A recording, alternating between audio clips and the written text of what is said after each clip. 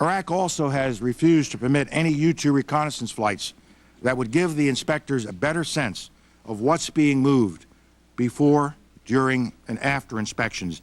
This refusal to allow this kind of reconnaissance is in direct, specific violation of operative paragraph 7 of our resolution 1441. Saddam Hussein and his regime are not just trying to conceal weapons, they're also trying to hide people.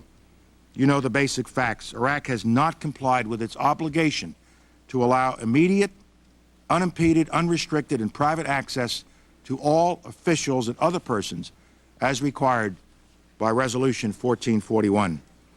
The regime only allows interviews with inspectors in the presence of an Iraqi official, a minder. The official Iraqi organization charged with facilitating inspections announced publicly and announced ominously that, quote, nobody is ready to leave Iraq to be interviewed. Iraqi Vice President Ramadan accused the inspectors of conducting espionage, a veiled threat that anyone cooperating with UN inspectors was committing treason.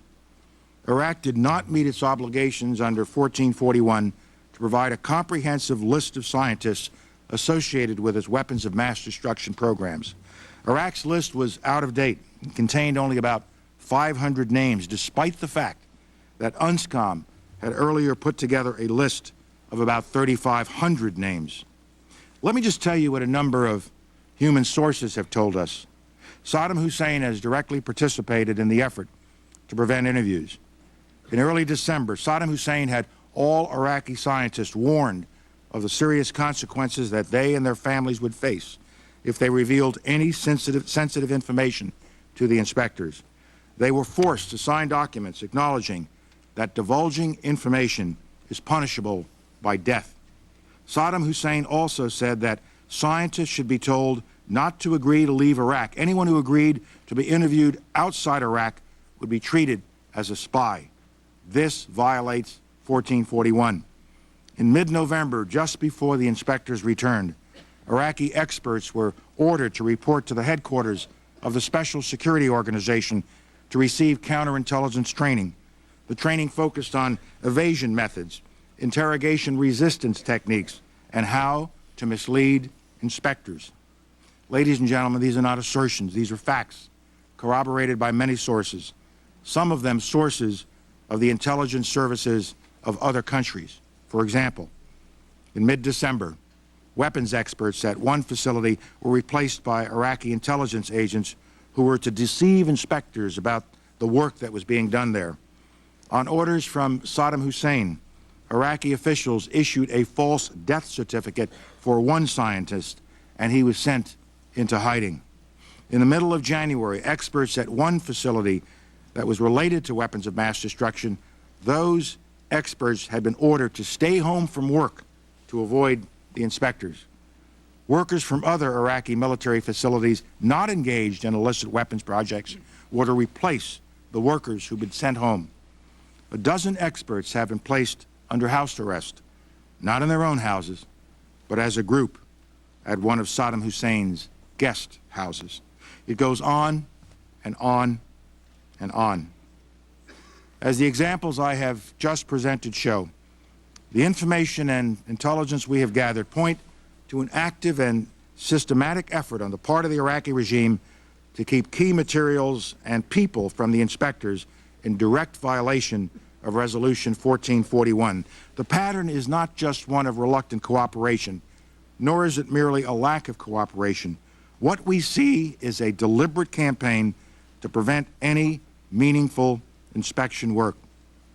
My colleagues, operative paragraph 4 of UN Resolution 1441, which we lingered over so long last fall, clearly states that false statements and omissions in the declaration and a failure by Iraq at any time to comply with and cooperate fully in the implementation of this resolution shall constitute, the facts speak for themselves, shall constitute a further material breach of its obligation.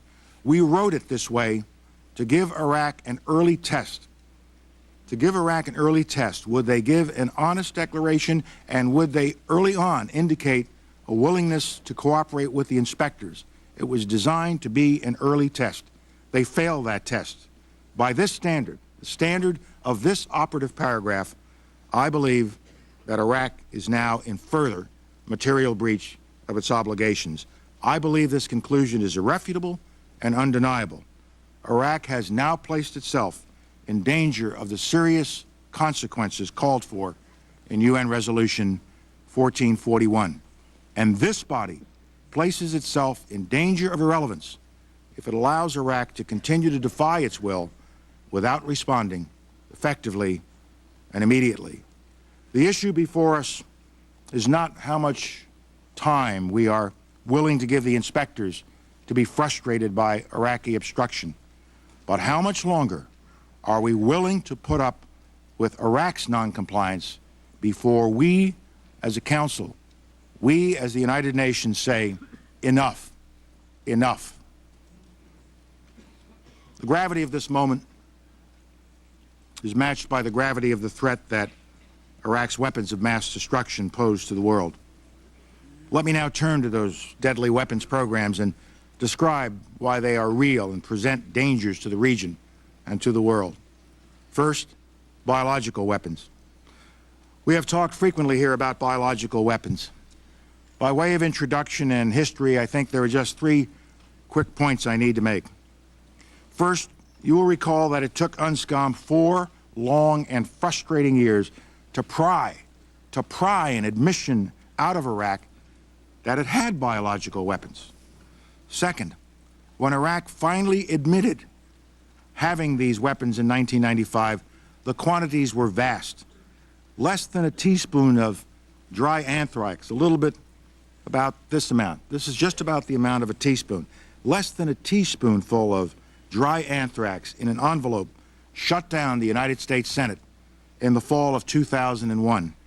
This forced several hundred people to undergo emergency medical treatment and killed 2 postal workers just from an amount just about this quantity that was inside of an envelope.